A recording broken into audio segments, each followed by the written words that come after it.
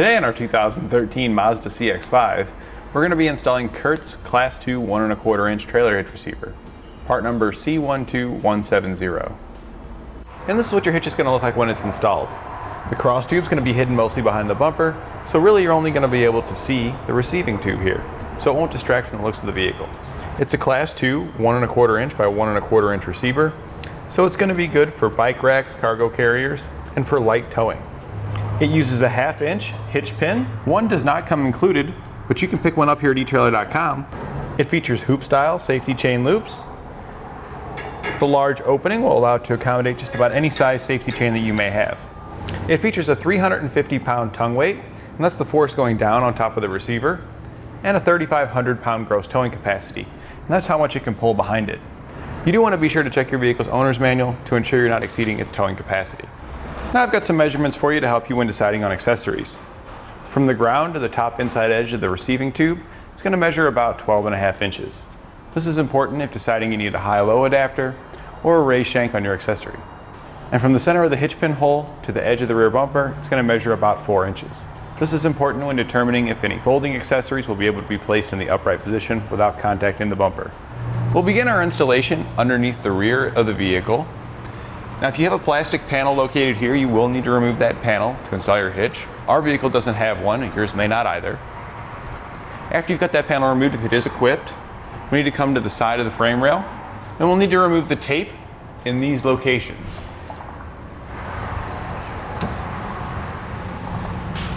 Once you've got both of those pieces of tape removed, you'll also need to remove some of the coating that may be on it, the rubberized coating, as that may interfere with your hitch. So just scrape some of that off, just to make it a little more flush. That'll give you a much easier time putting your hitch up there. Once you've cleaned up all that area there, you'll remove your wiring clip here. You can use your trim panel tool to get behind it and just pop it out of there. You can also use a flat-bladed screwdriver. Once that's removed, you'll repeat the same process on the other side. Now we'll need to lower our exhaust a bit. Before you do that, you're going to want to put a strap up to make sure that it doesn't fall down. So we'll just run our bungee cord around it here. We'll use a little lubrication on our hangers to make them easier to come off. And we can just pry them off with a pry bar. And I'll repeat that for your other exhaust hanger on this side and the two on the other side. And then pull your exhaust down to give yourself a little bit of room. Now that your exhaust is down, you'll want to move this hanger to the top one. That'll make it easier to reinstall when putting your hitch on. That simply pulls off and slides back on. Do that with the other side and the rear as well. Now to make the installation easier, we're going to tape our flat washers on the inside edges of our hitch. We'll do that for each hole. There'll be a total of 4 washers. After you get it taped on there, it's not a bad idea to just poke a hole in the center to make your bolt easier to go through. Both of the front holes are going to be weld nuts, and your rear holes may or may not be weld nuts depending on how it's equipped.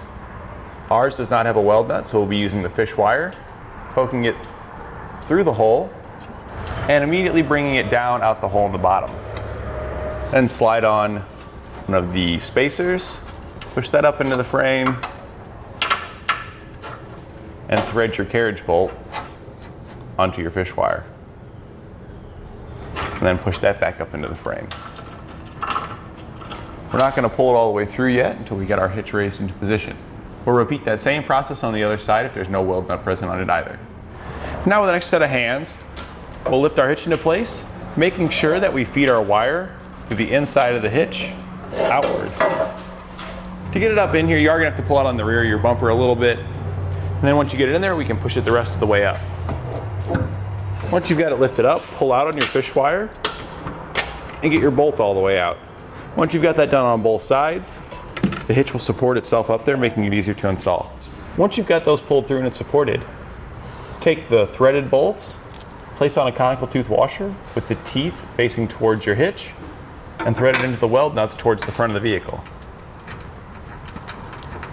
Next, you can remove the fish wire from the carriage bolts that we pulled through and thread on the flange nut provided in the kit, and do that on both sides. Now tighten and torque all of your hardware to the specifications in your instructions using a 19mm socket. That same socket will work for all the hardware. Now you can reinstall your exhaust. We'll spray a little lubricant on it to make it easier to install. Lift it into position and just press it back on. Now you just need to remove the cable that you installed that supported your exhaust. And that completes our installation of CURT's Class 2 1 1/4 inch trailer hitch receiver on our 2013 Mazda CX-5.